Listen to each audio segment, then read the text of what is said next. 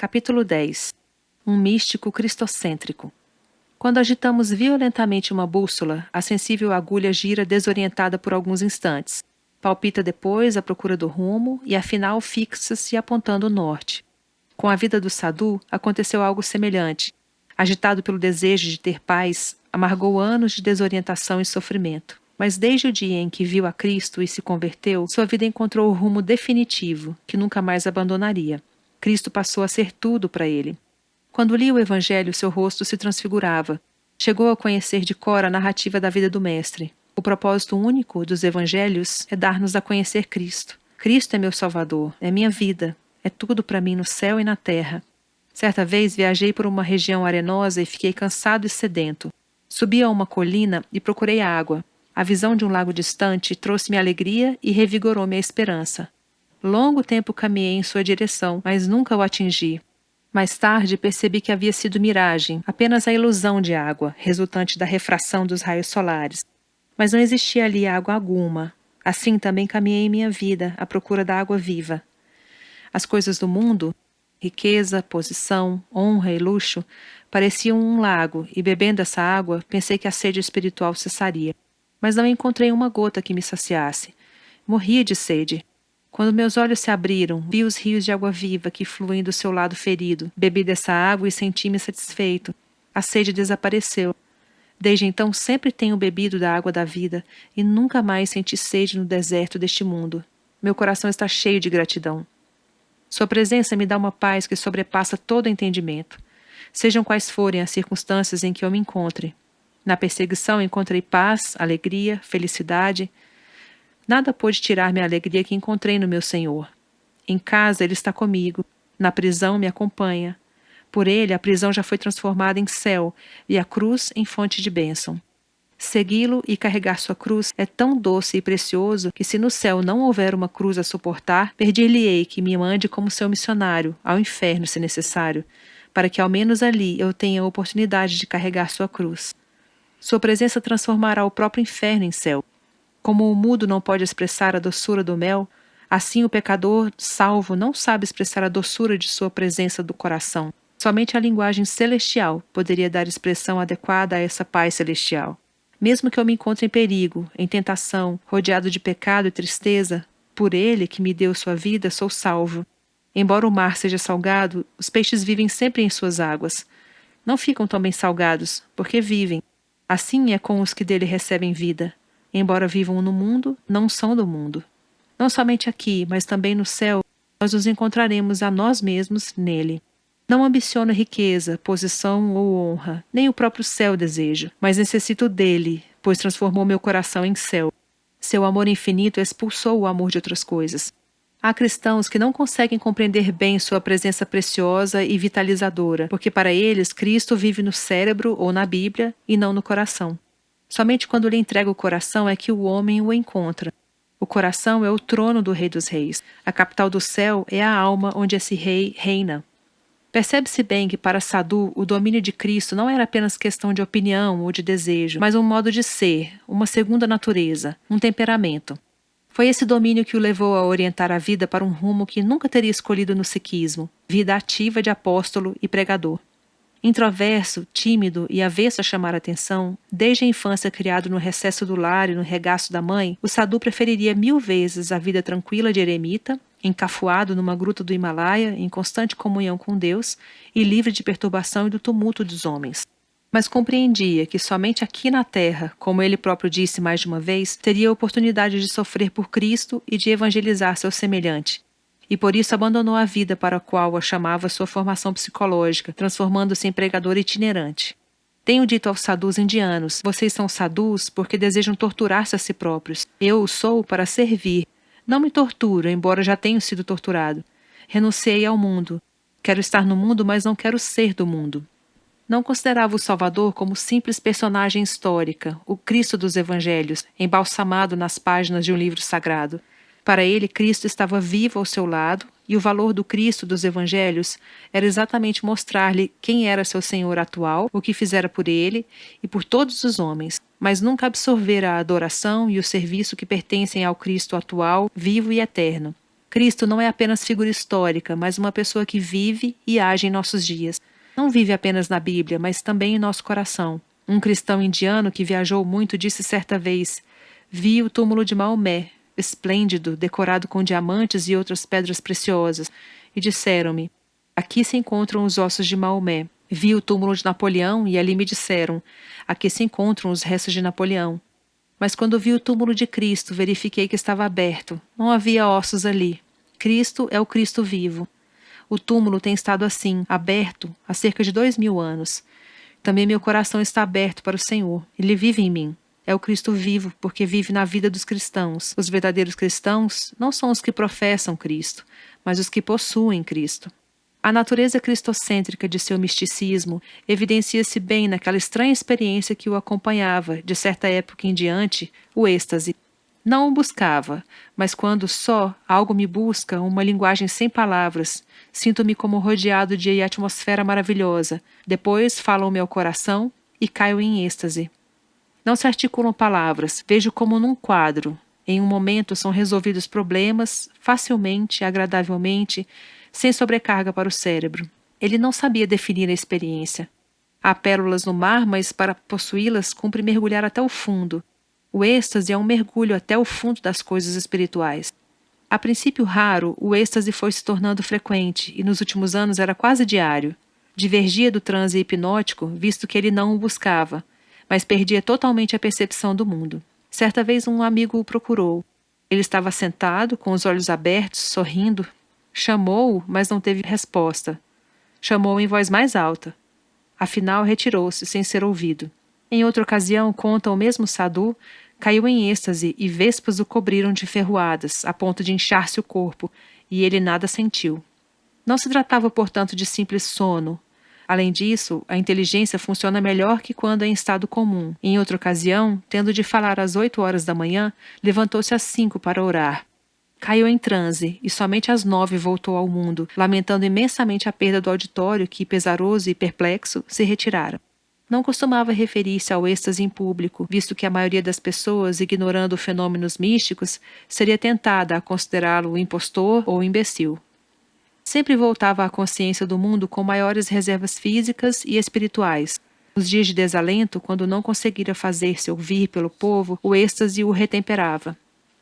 Ao entrar no êxtase, deparava-se-lhe uma visão constante, a que dava o nome de terceiro céu.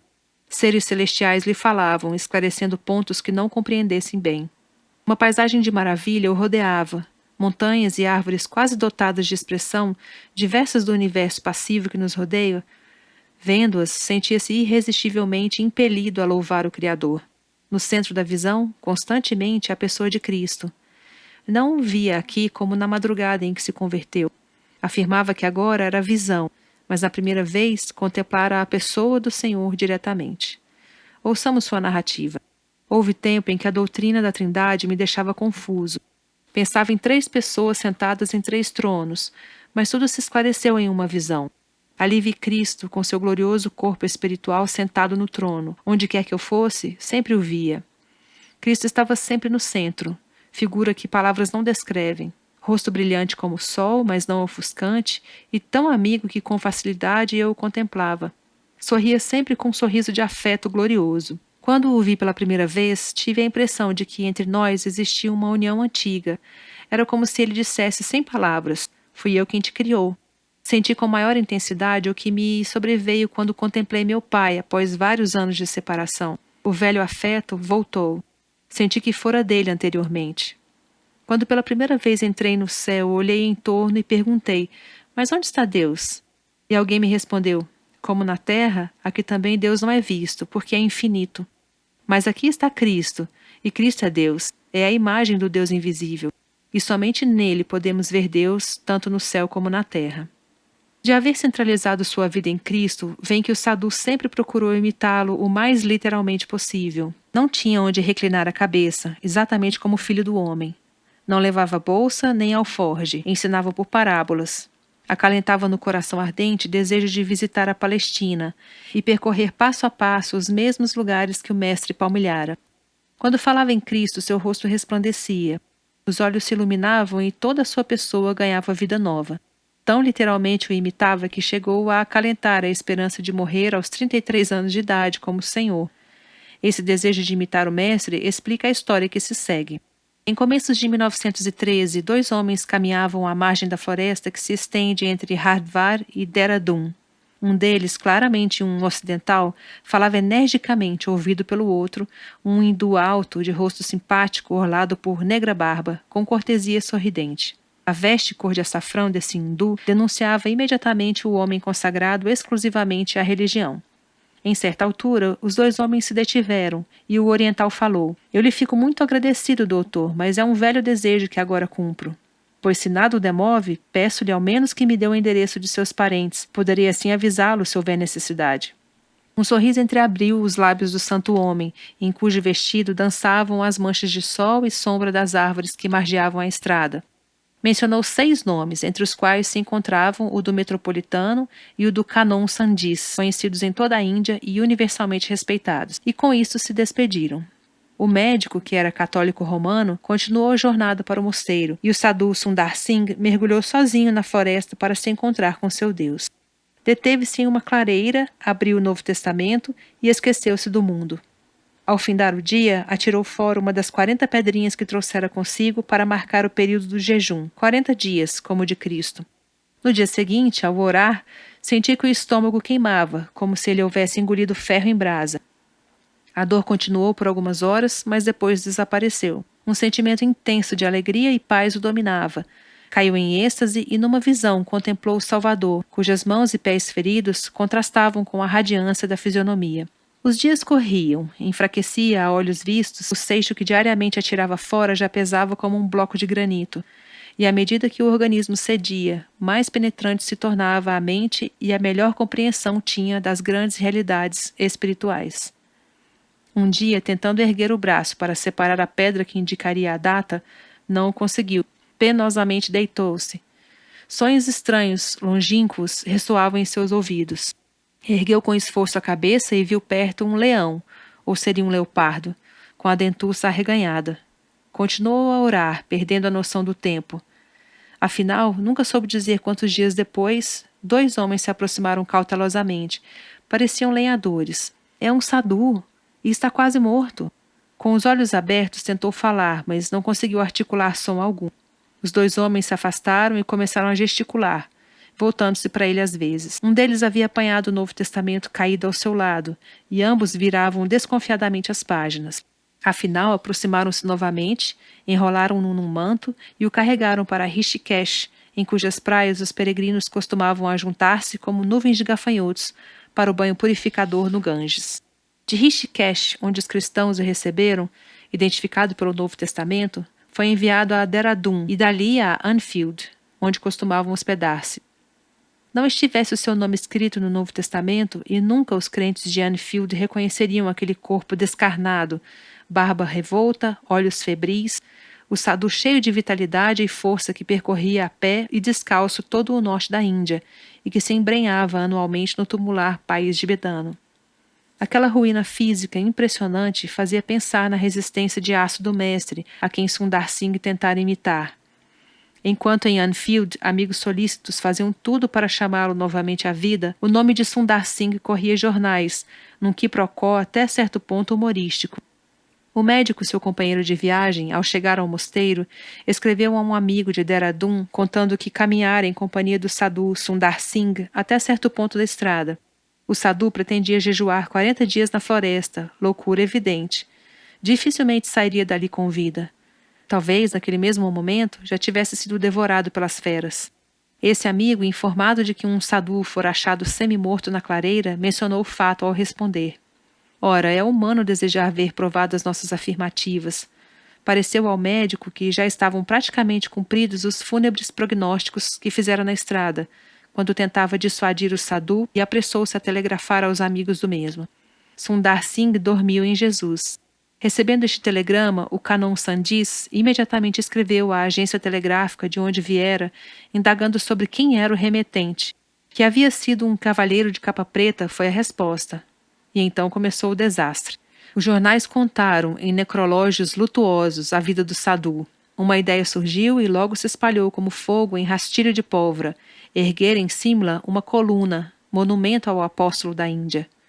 Logo apareceu uma subscrição para esse fim. Na igreja de Simla, onde ele fora batizado, celebrou-se solenemente um culto in memoriam. Eis senão quando surge em Simla, magro como um fantasma, o defunto. Anos mais tarde, em palestra com 2 escritores ingleses, Sundar Singh analisou os resultados do jejum. Anteriormente, era às vezes assaltado por uma dúvida. Não será possível que a paz e a alegria que dominam minha vida sejam resultado apenas de forças pessoais e não da presença divina? Mas durante o jejum, à medida que as forças físicas lhe faltavam, mais intensa era a paz e o gozo que sentia, o que o convenceu que ela independia de suas forças. Ficou também esclarecido a respeito da distinção entre alma e cérebro. As faculdades espirituais se tinham tornado mais ativas durante o jejum. O cérebro é apenas a oficina onde o espírito trabalha. O cérebro é um órgão, o espírito, o organista.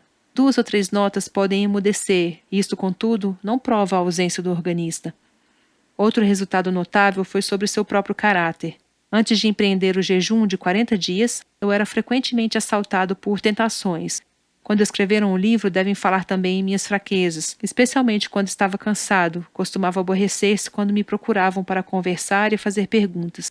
Até hoje tenho essa dificuldade, mas de maneira alguma como antes do jejum. Amigos me têm realmente dito que nunca observaram isso, mas mesmo assim é fraqueza que em nada me agrada ter.